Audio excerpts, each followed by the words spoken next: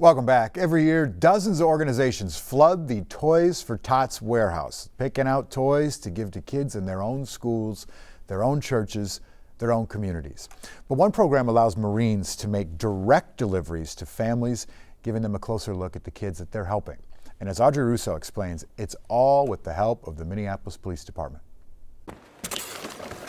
A few boxes pulled from the warehouse pile and loaded up. After weeks of collecting and sorting Toys for Tots, these Marines trade elf duty for a stint at playing Santa. All right, nothing fell. We're good. We got a bunch of toys. Alongside Minneapolis police officers. We're going to bring them to you. It's more hands-on. The program is run by Mike Lynch. I'm one of the Minneapolis police chaplains. He worked to find kids who'd appreciate a direct toy delivery. So I went to a couple different social workers and asked them, do you have some really needy families needing a little lift up? Here it comes. Marine and officer can forego the chimney. Hello. And still make the season bright. We got a bunch of different stuff. You want to look at it and see what you like.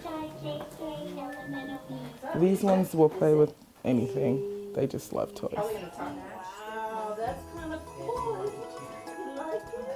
You guys have to make sure to share all of it. See you later. Can you? Wow, toys, but for my sons, and then just how it was presented to me, I feel so special. The cops do a great job in the protecting and serving. And they'll see the kids that are in need, showing that somebody does care. The Marines, they're the ones that put all the toys together. Holiday generosity goes by many names. And it's just such a huge Some blessing. seem to slip out easily in the presence of neighborhood St. Nick's. I feel blessed. In Minneapolis, I don't even know what else to say. Audrey Russo, Amazing. KARE 11 News. Boy, that's the service part, isn't it? If you'd like to help, we're collecting new unwrapped toys at our studio here in Golden Valley. It's from 8 a.m. to 8 p.m. every day through December 18th. You can go to kare11.com/toys4tots if you need more information. Take a look at this. The U.S. Mint unveiling its design for a special series of coins celebrating America's 250th birthday. The series will include 5 different designs that will reflect key moments in American history. As you can see, the coin will also feature 2 dates, 1776, 2026. The new designs will appear on a dime, quarter, and half dollar for 1 year. For 25 years, a Plymouth-based company has been helping kids see themselves in the books they read. And in this week's Behind the Business, Heidi Wigdahl has the story on I See Me. There are so many stories waiting to be told. Each one, printed, bound, and shipped from here, is personal. And then in a twinkling, Austin Griffin and Logan heard on the roof. Maya Haig is reading her family's Night Before Christmas, which is a personalized take on the classic Night Before Christmas tale. Family names are featured from the text to the illustrations. One of the things I love most about this business is seeing the reaction from kids. They light up, they see their name in the story, and they can't believe it's about them. Maya and her husband started I See Me in 2000. We had our first child, Austin, and received a personalized book. Really cool because it was about him, but it was kind of schlocky, not really well done. And we thought, you know what, we can produce a better personalized book. So this is the first book that I wrote called My Very Own Name. We must create a name for him that has a special sound. So the moose brings the M, you see the antelope bringing the A. 25 years later, I See Me has more than 100 titles, working with authors and illustrators all across the world.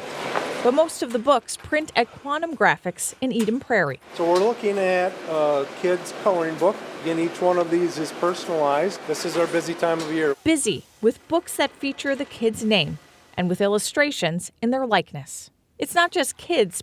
Pets can be personalized too. One of my favorite stories is about a child who was nonverbal, who received one of our books. He had not spoken for over a year, and the parents wrote to us and said that when he received the book, he had an audible response to the book because he was so excited to see himself in the story. Stories families can tell for years. Merry Christmas to the Haig family, and to all a good night. Heidi Wigdahl, KARE 11 News. If you're interested in ordering from I See Me, delivery cutoff to make it in time for Christmas is December 17th. Great news for Team USA curling this afternoon. Team Peterson qualified for the Winter Olympics after beating Norway in a must-win playoff match. What a phenomenal game by the U.S. I'm so proud of you guys. I'm so proud of you. Good job. This entire team has ties to Minnesota. The Peterson sisters are from Eagan, Taylor Anderson, Heidi Curls at the Chaska Curling Center, and Corey Tisi is from Duluth. Team Casper, who qualified Wednesday, was in the audience to cheer them on. Both sides looking forward to bringing their sport to the world stage. And the queen of downhill is back on top. Minnesota native and Olympian Lindsey Vonn just won the World Cup downhill in Switzerland.